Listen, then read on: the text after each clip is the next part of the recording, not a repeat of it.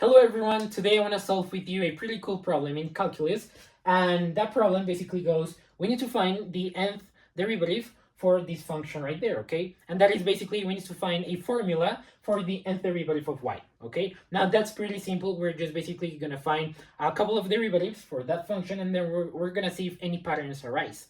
And that's pretty much it, okay? We're going to derive a formula from that. So let's begin.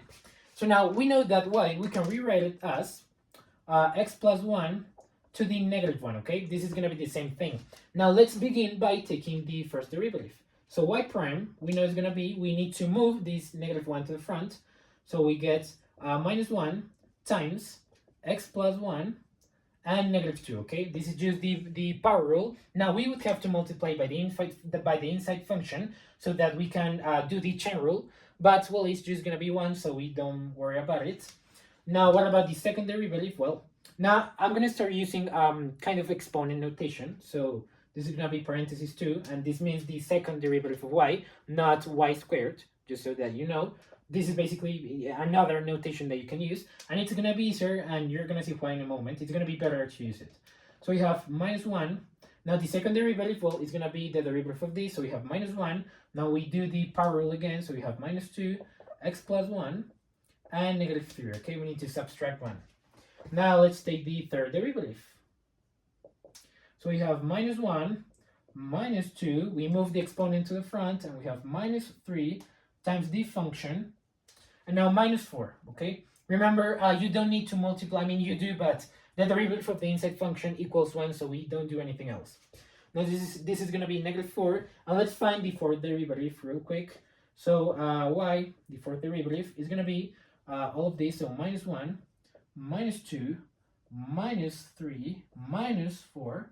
And I believe that now you can probably see a pattern going on. X plus 1 minus 5. Okay, nice. Now, can we see a pattern from here? I think we can.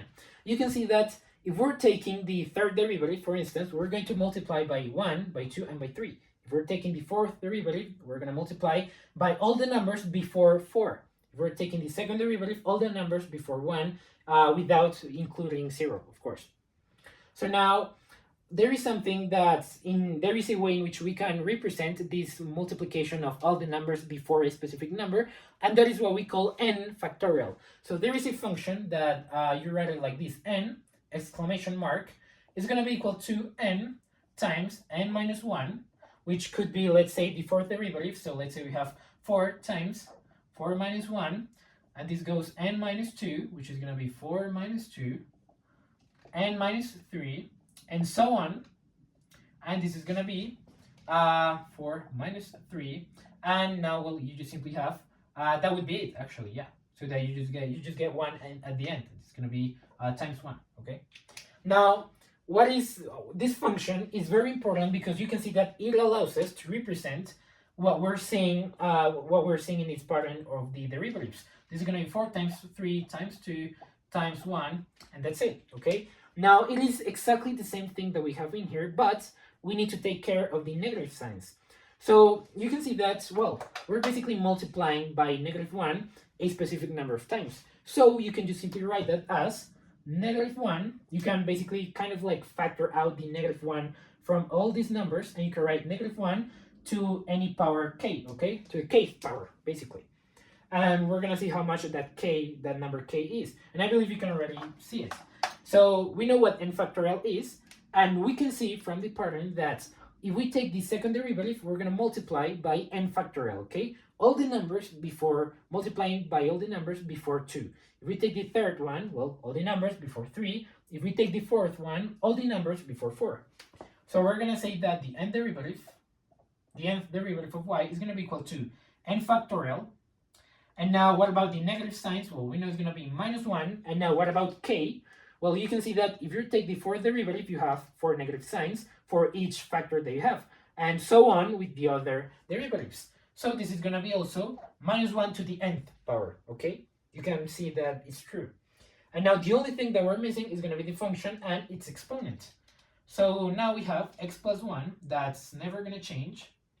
And now you can see that the exponent is always going to be plus 1, the derivative. If you take the fourth derivative, 4 plus 1, 5, 3 plus 1, 4, 2 plus 1, 3, 1 plus 1, 2. And we're always going to have a negative sign in front of our addition. So we have the nth derivative plus 1, okay? And then you add a negative sign to that number. And this is basically going to be the formula for the nth derivative of this function over there, okay? So now this is a pretty cool problem, and that actually you can get to this same formula using Leibniz's formula, Leibniz's product formula. That's also another name for the formula that Leibniz invented, and that I hope that you know what I'm talking about. And if you don't worry about it. That's another thing. But yeah, this is basically the solution that we were looking for, anyways. So yep, that has been everything. I hope that you enjoyed this video, you learned something, and see you in the following one. Bye.